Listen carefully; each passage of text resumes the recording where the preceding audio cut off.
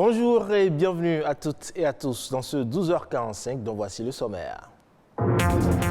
Le jeûne musulman a démarré depuis quelques jours. C'est l'un des 5 piliers de l'islam. Mais face à la cherté de la vie, on se demande comment les musulmans arrivent-ils à remplir leurs obligations religieuses. On en parle dans un instant. Souvent utilisée comme élément de décoration pendant les fêtes d'Halloween, la citrouille est un gros fruit orange très délicieux qui possède de nombreuses vertus pour la santé. Focus sur cet aliment riche en vitamines. Enfin, les serviettes hygiéniques réutilisables abandonnées au profit des serviettes jetables retrouvent aujourd'hui leur place de choix, un regain qui pousse une jeune modéliste à en fabriquer.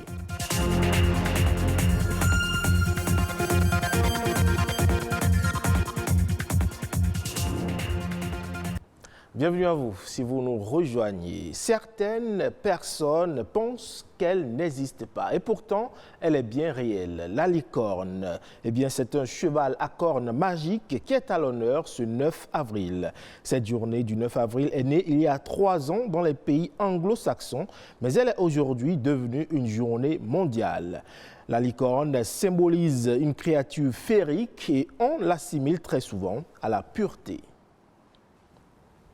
Je le disais dans les titres, le jeûne musulman a démarré depuis le 9 avril dernier alors que les prix des denrées alimentaires de première nécessité ne cessent d'augmenter sur les marchés. Mais malgré la flambée des prix des produits de grande consommation, les fidèles musulmans essayent tant bien que mal de respecter ce pilier de l'islam. Quelques musulmans nous disent dans l'élément à suivre comment ils pratiquent le jeûne face à la hausse des prix. La mangue est un fruit riche en vitamine C qui protège les cellules du corps humain. Elle est aussi très consommée en période de Ramadan. Mais face à la hausse des prix des produits de grande consommation sur le marché, Habib n'est plus en mesure d'acheter beaucoup de mangue pour rompre le jeûne au coucher du soleil. En cause, le prix de ce fruit a grimpé. Je suis en train de discuter derrière les prix. La mangue, elle dit à combien? 300 francs au Bénin. L'unité. Et entre-temps, on a l'habitude d'acheter comme un mangue, à peine 25 francs, 50 francs. Et on te demande même pardon avec. Aujourd'hui, l'unité est à 300 francs. Là, la personne est réveillée, n'a même pas 100 francs dans sa poche et sera capable de t'acheter une mangue. Au-delà de la mangue, le prix de beaucoup d'autres denrées alimentaires a flambé de manière vertigineuse. Sur fond de cherté de la vie, les fidèles musulmans devront débourser un peu plus d'argent pour s'alimenter pendant cette période. Aujourd'hui, si tu vas acheter orange, avant on vend ça à 25 francs, aujourd'hui il a dit à 115 francs. Si tu vas aller acheter le œuf, avant tu vas trouver ça à 75 francs. Aujourd'hui il a dit à 125. Ils ont jeûné avec de l'eau, peut-être avec de la date, mais pour rompre le jeûne, ils ont du mal à rompre le jeûne parce qu'ils n'ont pas les moyens. Ici au marché de Kadjaoun, les fruits et légumes existent en quantité et en qualité. Malheureusement, en ce début du mois de Ramadan, ce sont les clients qui se font le plus désirer. À en croire ces vendeuses, les prix des produits sont passés du simple au double et les fidèles musulmans viennent au compte-gouttes s'approvisionner. Notre commerce est au ralenti. Malgré le début du mois de carême, nous n'arrivons pas à écouler nos marchandises. La pastèque et l'ananas ont augmenté du prix de 1 000 francs à 2 000 francs, voire même 2 500 francs.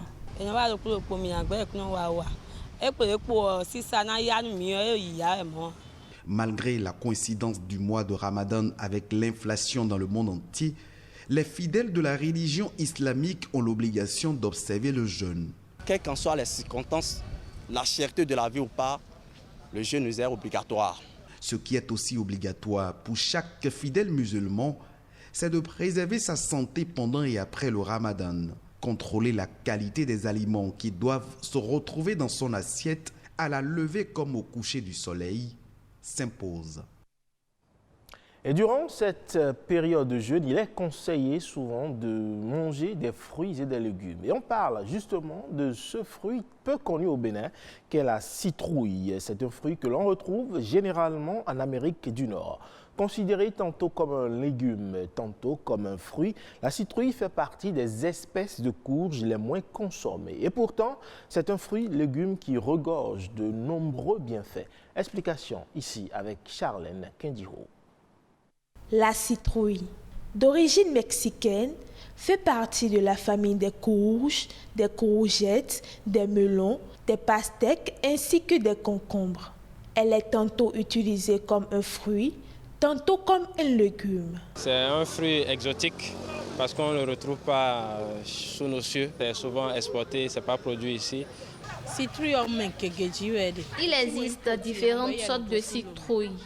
Le potiron, par exemple, on le trouve ici et est aussi importé de Lomé.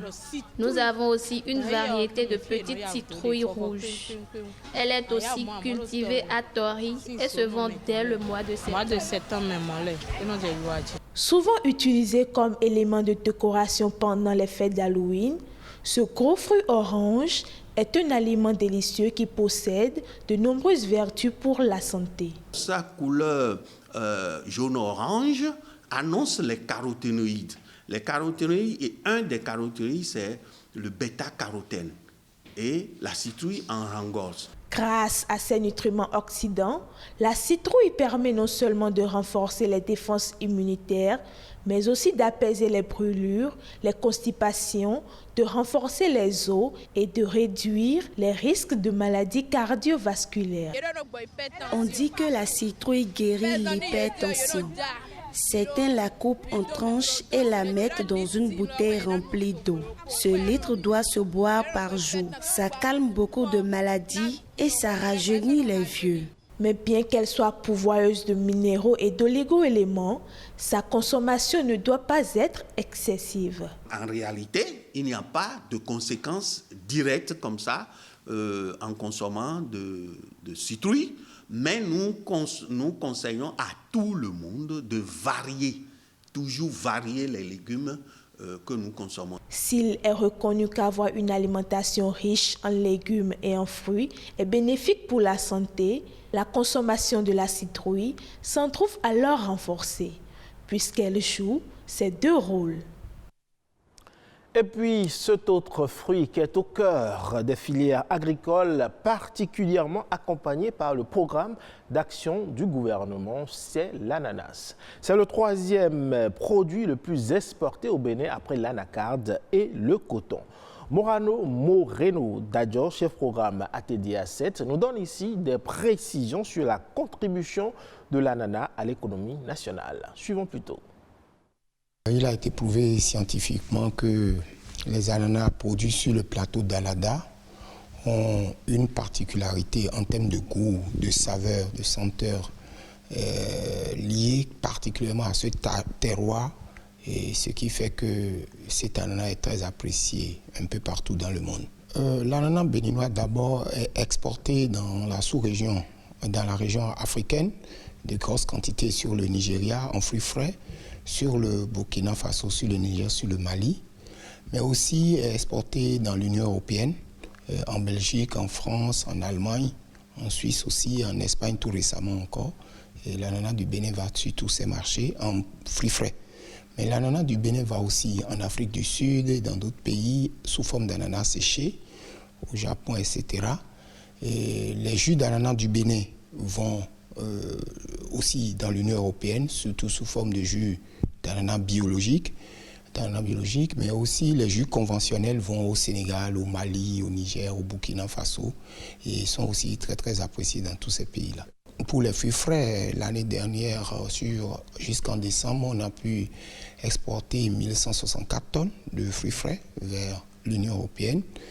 Et au niveau de l'ananas séché, c'est 466 tonnes environ qui ont été exportées sur différentes destinations. Et pour les découpes, nous sommes à 256 tonnes, découpes surgelées qui sont exportées du Bénin.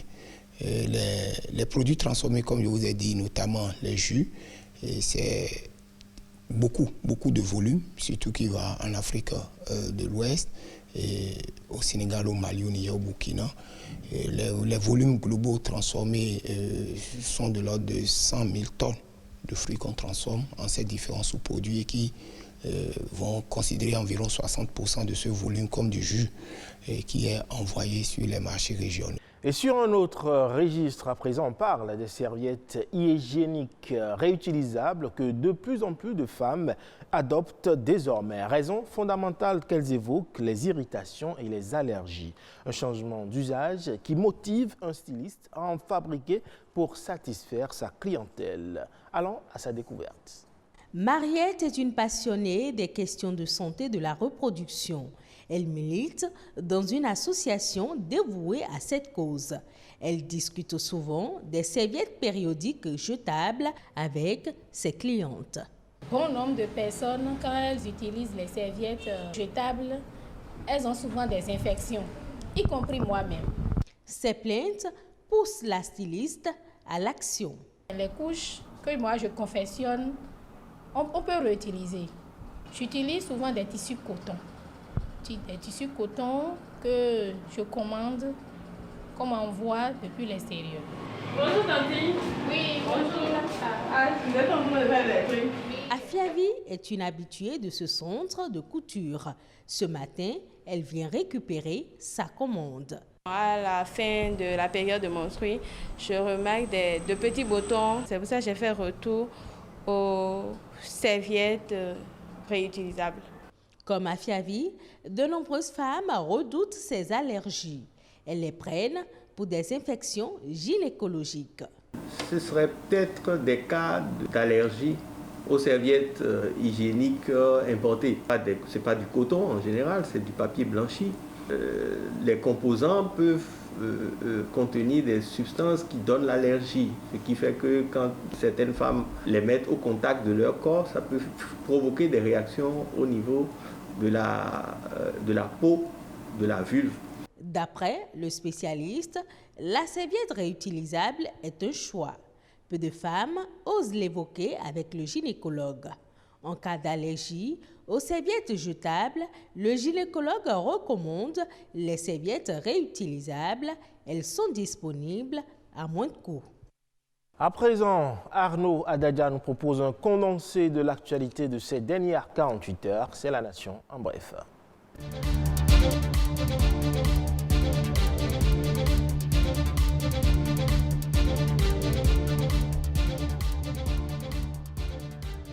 Bientôt, le Bénin pourra produire du gaz de méthane, du fertilisant organique et de l'énergie électrique. Des experts nationaux réfléchissent sur la technologie pouvant permettre de les produire sur place. Il s'agit du biodigesteur.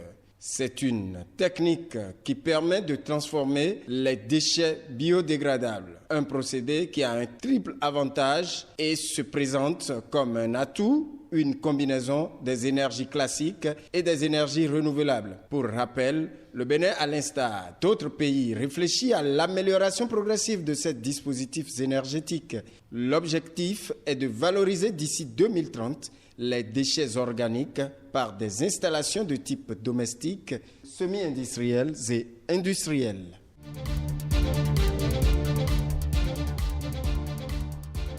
À Nati Tengu, les acteurs du projet de sédentarisation de troupeaux de ruminants, Proser, viennent de valider les sites identifiés à ce sujet. Un projet qui vise la sécurité des terres et la réduction de la mobilité des bétails sur 125 campements au total de l'ensemble du territoire. À cet effet, 5 campements sont donc retenus dans la commune de Nati Tengu pour la réalisation du dit projet qui n'est autre chose qu'une approche innovante visant à installer les éleveurs et limiter les conflits découlant de la transhumance.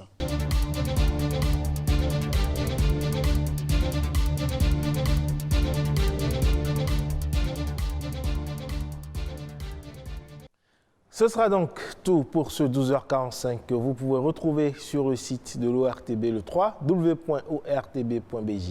Merci pour votre aimable attention. À très bientôt.